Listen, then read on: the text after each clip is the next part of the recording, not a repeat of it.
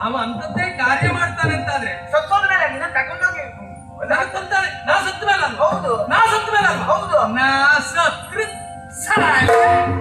ನಿನ್ನ ಕುಡಿದ ಮೇಲೆ ಇನ್ನೊಬ್ಬರಲ್ಲಿ ಸಾವ.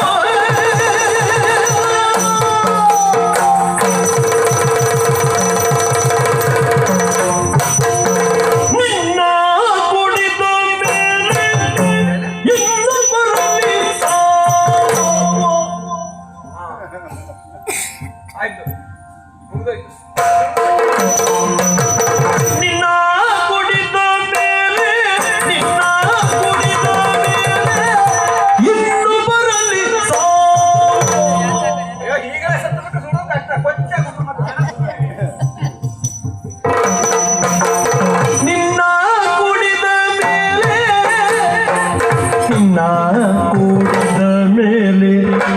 ಇನ್ನು ಬರಲಿ ಸಾವು. ಇನ್ನು ಬರಲಿ ಸಾವು. ಮುನ್ನ ಎಲ್ಲ ಹೆಣ್ಣೆ ಮುನ್ನ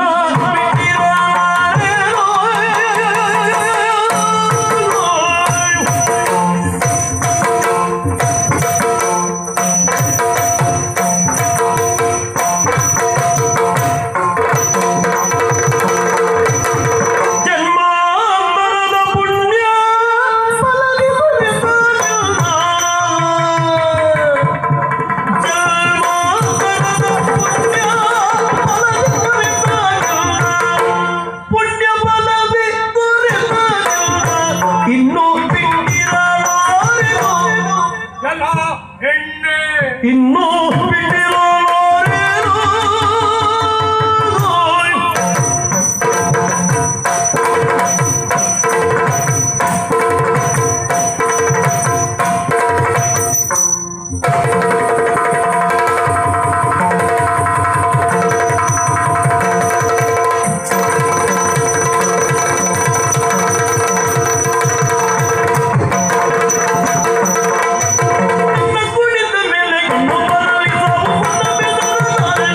ಎಲ್ಲ ಹೆಣ್ಣೆ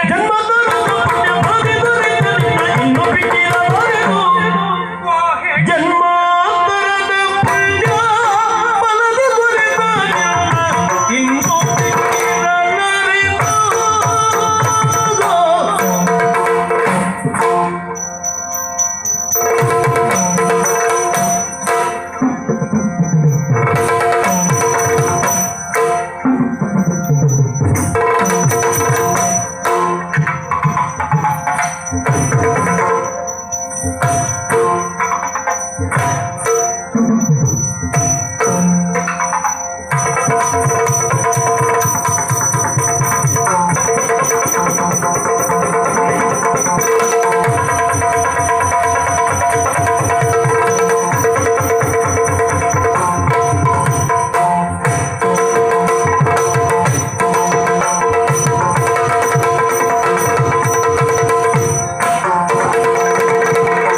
ನಿನ್ನ ಕುಡಿದ ಮೇಲೆ ಇನ್ನೊಬ್ಬರಲ್ಲಿ ಸಾವು. ಮುನ್ನ ಬೆದರಲಾರೆನು ಓ ಹೆಣ್ಣೆ, ಮುನ್ನ ಬೆದರಲಾರೆನು.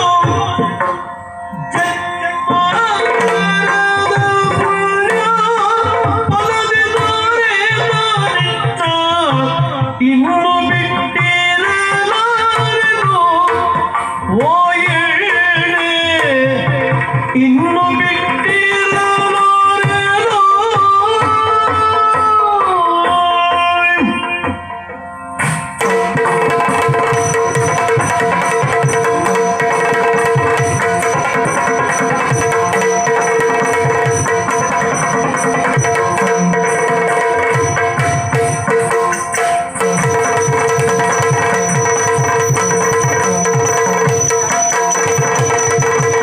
ನಿನ್ನ ಕುಡಿದ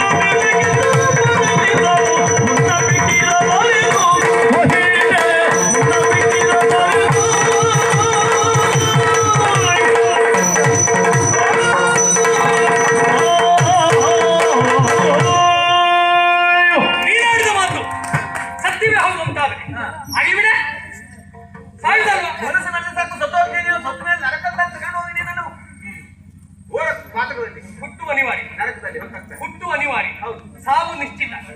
ಹಾಗಂತ ಸಾವು ಹೀಗೆ ಬರಲಿ ಎನ್ನುವಾಗ ಎಣಿಸಿದ್ರು ಕೆಲವು ಬರುವುದಿಲ್ಲ, ಬರಪಡೆದವರಿಗೆ ಮಾತ್ರ.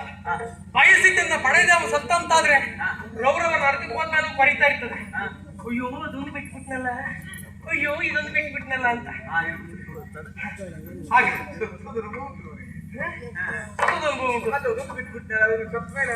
ದೇವಲೋಕ ಸ್ವರ್ಗ ಅಲ್ಲೊಬ್ಬರಿದ್ದಾರೆ ಇವರಿದ್ದಾರೆ, ಅವ್ರು ಹಾಗೆ ಇವರಿಗೆ ಕಲ್ಪನೆ ಅಲ್ವಾ?